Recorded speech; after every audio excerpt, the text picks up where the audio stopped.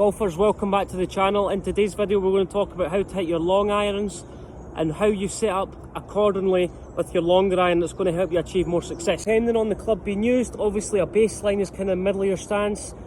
When we hit a longer iron, 6 iron, 5 iron, 4 iron, 3 iron, I've got 5 iron in my hand. So when we hit a longer iron, what happens from there is our angle of attack needs to be slightly shallower. We still need to take a little bit of a divot after the golf ball, but not as much of a divot compared to a shorter iron. So when you're setting up to the golf ball, what I want you to do, a lot of people place the golf ball a little bit too far back in their stance, the hand's too far ahead.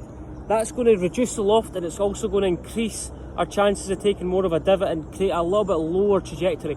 So what we want to do is we want to place the golf ball a little bit forward the centre, halfway between the middle of your stance and your left heel. So when you set up to the golf ball, what I want you to do is you're going to aim the face where you're going. You're going to start with your feet together. You're going to turn your left foot out, then take a small step with your left foot, then take a bigger step with your right foot. So the ball position there is just left of my sternum. When I set up to this shot, I'm going to stand a little bit further away, up to top of the backswing. My swing thought is I'm trying to get my right hip back and almost feel like I push my right hip back. So I'll think about left shoulder working down to the instep of my right foot. The right hip going back, left shoulder pointing in the instep of your right foot.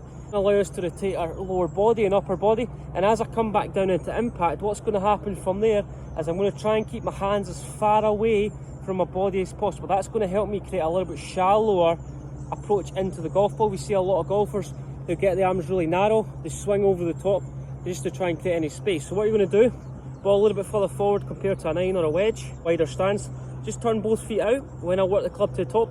Right hip going back, so right hip going up and back. You'll feel like your right hip's a little bit higher compared to your left hip. Left shoulder point on the instep of your right foot. That's going to help us create a little bit more rotation in the lower and upper body. And as I come back down into impact, I feel like my hands keep the width as far away from my body as possible. And as I come back down into impact, I want to feel like my left hip is going to work up and back, so the lower body starts to initiate the downswing. Then the shoulders come into the equation. Right hip going back, left shoulder pointing down into the instep of my right foot.